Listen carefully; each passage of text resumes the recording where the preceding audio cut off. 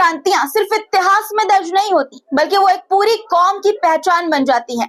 और जब बात हो ईरान की इस्लामिक क्रांति की, तो ये सिर्फ एक तारीख नहीं, बल्कि एक जज्बा है, एक इनकलाब है जो आज भी जिंदा है। ईरान में इस्लामिक क्रांति की 46वीं सालगिरह का जश्न पूरे जोश और जुनून के साथ मनाया गया। पूरे देश में जश्न का माहौल है।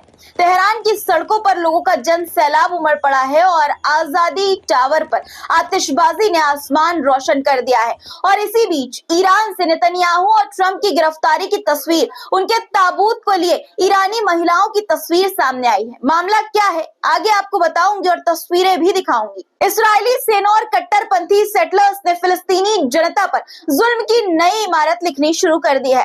खबर जेनिन से है। क्यों और कैसे जल रहा है जेनिन, आगे आपको बताऊंगी। मिस्र से भी इसराइल की नींद उड़ाने वाली खबर सामने आई है। मिस्र की सेना रफा बॉर्डर पर भारी संख्या में तैनात हो गई है। पूरी खबर क्या है आगे आपको बताऊंगी और नेतन्याहू पर केस से जुड़ी नई खबर क्या सामने आई है वो भी बताऊंगी। इसलिए दोस्तों पूरा वीडियो जरूर देखिएगा।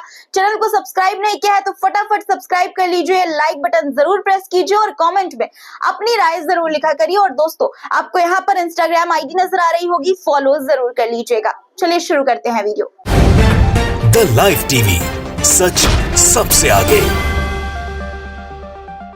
आदाब दोस्तों, मेरा नाम है मुस्बा खान और आप मुझे द लाइव टीवी पर देख रहे हैं। दोस्तों ईरान की इस्लामिक क्रांति यानी कि इस्लामिक रेवोल्यूशन जो है 1979 दुनिया की सबसे important political and social revolutions में से एक मानी जाती है। यह सिर्फ सत्ता परिवर्तन नहीं था, यानी कि सत्ता का उलटफेर नहीं था, बल्कि एक ऐसा आंदोलन था जिसने न सिर्फ ईरान बल्कि पूरे मुस्लिम विश्व और अंतर्राष्ट्रीय राजनीति को प्रभावित किया।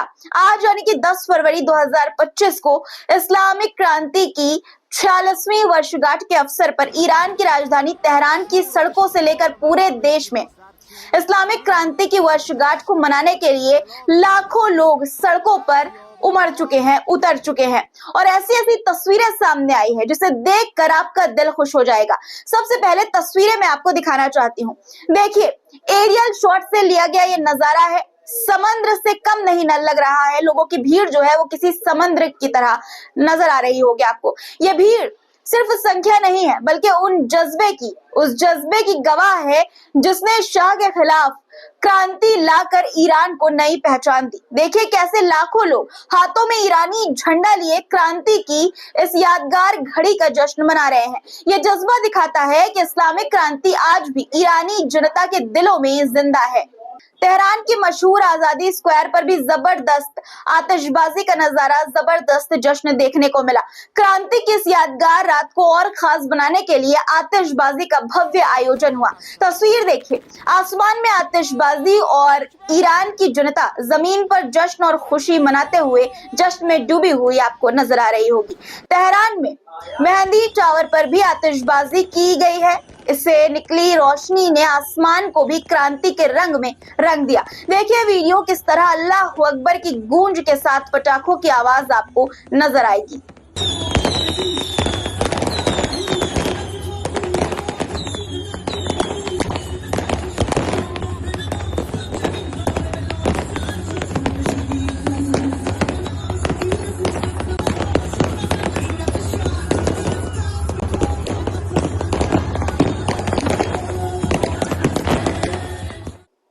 ये जश्न सिर्फ क्रांति की सालगिरह का नहीं है, बल्कि उस इनकलाब की ताकत का भी है जिसने ईरान को पश्चिमी गुलामी से आजाद किया। यही वजह है कि राष्ट्रीय एकता और अटूट क्रांतिकारी भावना का प्रदर्शन करते हुए सभी क्षेत्रों के लाखों ईरानी वर्षगांठ मनाने के लिए देश भर में सड़कों पर उतर आए हैं। इस दौरान ईरान की महिलाओं के हाथ में ईरान के सुप्रीम लीडर और क्रांति के नेता आयतुल्लाह अली खमेनी की तस्वीर भी नजर आई, जो आपको स्क्रीन पर नजर भी आ रही होगी। और सबसे अनोखी तस्वीर तो ट्रंप और नेतन्याहू की सामने आई है दोस्तों, जहां दोनों जेल की सलाखों के पीछे नजर आए। खुशी में एक और खुशी जोड़ने के लिए ईरान के लोगों ने ट्रंप और नेतन्याहू का मास्क पहने दो शख्स को सलाखों के पीछे पिंजरे में कैद कर दिया। एक बड़ा संदेश इस तस्वीर के जरिए देने की कोशिश की गई है। एक और तस्वीर देखिए आपकी स्क्रीन पर। 3 ताबूत आपको नजर आ रहे होंगे दोस्तों। देखिए किस तरह से ईरान की महिलाएं 3 ताबूत को लेकर जा रही हैं। एक पर अमेरिका का झंडा बना हुआ है, एक पर इसराइल को और एक पर ब्रिटेन का झंडा बना हुआ नजर आ रहा है दोस्तों आपको। एक पर आपको यानी कि एक ताबूत फोटो लगी हुई है बेंजामिन नेतन्याहू की, एक पर ट्रंप की और एक पर लगी है बोरिस जॉनसन की, जो कि ब्रिटिश के पूर्व प्रधानमंत्री हैं, ब्रिटेन के पूर्व प्रधानमंत्री हैं दोस्तों, ब्रिटिश प्रधानमंत्री हैं। आप देख सकते हैं कि किस तरह से महिलाएं जो हैं तीनों के ताबूत को घसीटते हुए ले जा रही हैं, और गौर से अगर देखेंगे तो आपको इन ताबूतों पर पोस्टर रखा हुआ नजर आएगा और उस पर चप्पल भी रखी हुई नजर आएगी, और इस ताबूत के जरिए, इस तरह के विरोध के जरिए एक कड़ा और बड़ा संदेश देने की ईरान की तरफ से कोशिश की गई है। इस्लामिक क्रांति के जश्न के साथ ट्रंप और नेतन्याहू का विरोध ही नहीं किया गया दोस्तों, बल्कि ताकत भी दिखाई गई है। ईरान ने इस मौके पर अपनी सैन्य ताकत भी प्रदर्शित की। आयोजित रैलियों के दौरान ईरानी मिसाइल प्रणालियों का प्रदर्शन भी किया गया। ये दिखाता है कि 46 साल बाद भी एक क्रांति सिर्फ विचारधारा में नहीं बल्कि हिफाजत के मामले में भी मजबूत हो चुकी है। अब मैं आपको केन्या के एक परिवार द्वारा क्रांति के नेता से मुलाकात यानी कि आयतुल्लाह अली खमेनी से मुलाकात का दिलचस्प और खूबसूरत वीडियो दिखाना चाहती हूँ। देखिए पहले आप ये वीडियो। این فردی که دارید باشیم دست میدید هم اسم شماست. کی هم اسم منه؟ ایشون هم اسم شما علی خامنه ای هستن. ایشون آقای بهشتی هستن. ایشون هم مطهری. ایشون هم که آقای روح‌الله خمینی بودن که ایشون هم آقای خمینی هستن. این هم آقای بهشتی هستن، اون یکی هم آقای مطهری. این آقای مطهریه. بله بله. آقای بهشتی ها. اینا توی आप देख सकते हैं बिना किसी भेदभाव के किस तरह से जो बच्चे हैं उनका सर चूमते हुए नजर आ रहे हैं आयतुल्लाह खमेनी।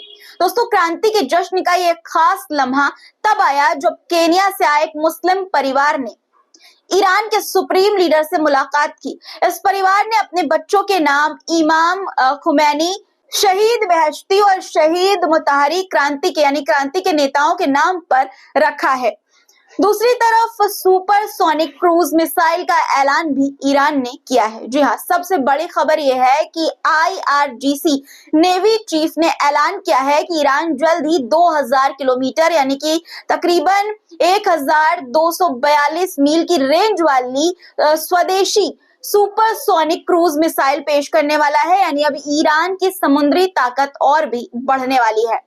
अब वेस्ट बैंक की बात करते हैं क्योंकि वेस्ट बैंक जल रहा है। जब दुनिया को लगा कि गजा में सीजफायर के बाद हालात सुधर जाएंगे, तब एक और आग भड़क उठी वेस्ट बैंक में।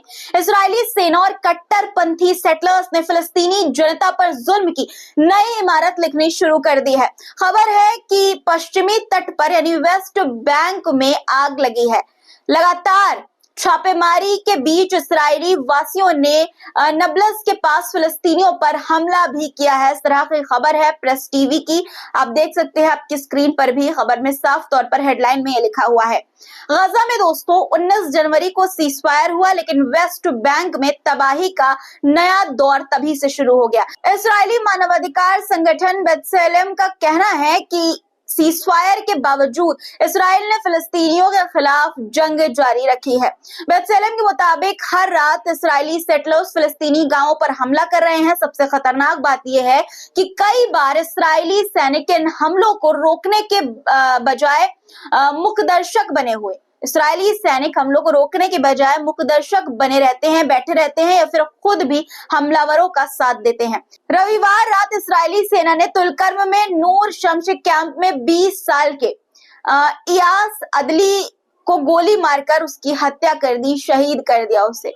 इस दिन कुल 3 फिलिस्तीनी नागरिक मारे गए। नबलस के खिरबेत अल मराजिम गांव में इस्राएली सेटलर्स ने न सिर्फ फिलिस्तीनी नागरिकों पर हमला किया बल्कि उनके जैतून के पेड़ों को भी काट डाला।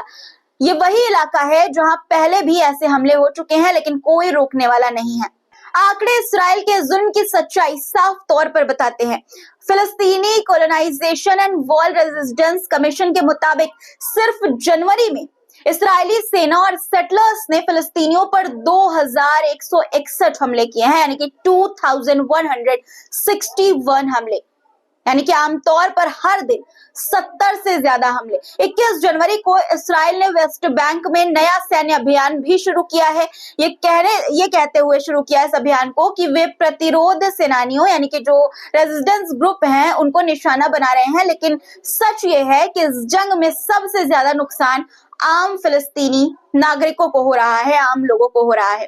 अब बात मिस्र की करते हैं, जिसने इस्राइल की नींद उड़ा दी है। दोस्तों, इस वक्त मिस्र की सेना रफा बॉर्डर पर भारी संख्या में तैनात हो गई है।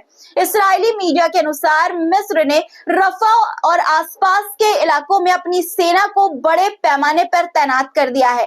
ये तैनाती इतनी बड़ी है कि इसे अभूतपूर्व बताया जा रहा है और पूरे युद्ध काल के समान माना जा रहा है। वीडियो जो सामने आया है वो मैं आपको पहले दिखाना चाहती हूँ। देखिए आपकी स्क्रीन पर वीडियो, आपको मिस्र की सेना के बहुत सारे जो टैंकर्स है वो आपको नजर आ रहे होंगे बॉर्डर पर तैनात हुए। गाड़ी से भी फोटो बनाई गई है, वीडियो बनाई गई है, जिसमें बताया जा रहा है उंगलियों के जरिए आप देख सकते हैं कि यहाँ पर जो है मिस्र ने अपने सैनिक तैनात किए हैं, अपनी सेना को बढ़ा दिया है, टैंकर्स बिछाए हुए हैं। इस्राइल और मिस्र के बीच 1979 में एक शांति समझौता हुआ था, जिसके तहत सीमावर्ती इलाकों में भारी सैन्य तैनाती की अनुमति नहीं थी। लेकिन इस्राइल के मीडिया का यह दावा है कि मिस्र इस समझौते का उल्लंघन कर रहा है। मिस्र पहले भी रफा बॉर्डर पर अपनी सुरक्षा बढ़ाता रहा है, खासकर जब गजा में तनाव बढ़ता है। लेकिन इस बार तैनाती का स्तर इतना ज्यादा है कि इस्राइल को संदेह होने लगा है कि मिस्र किसी बड़े कदम की तैयारी कर रहा है। आपको क्या लगता है, क्या इसके पीछे कोई बड़ा प्लान छिपा है? क्या इस्राइल और मिस्र के रिश्ते में नई दरार पड़ रही है? कमेंट में अपनी राय जरूर लिखिएगा। वहीं दूसरी तरफ तुर्की ने भी अब खुलकर फिलिस्तीनियों के हक में आवाज उठाई है।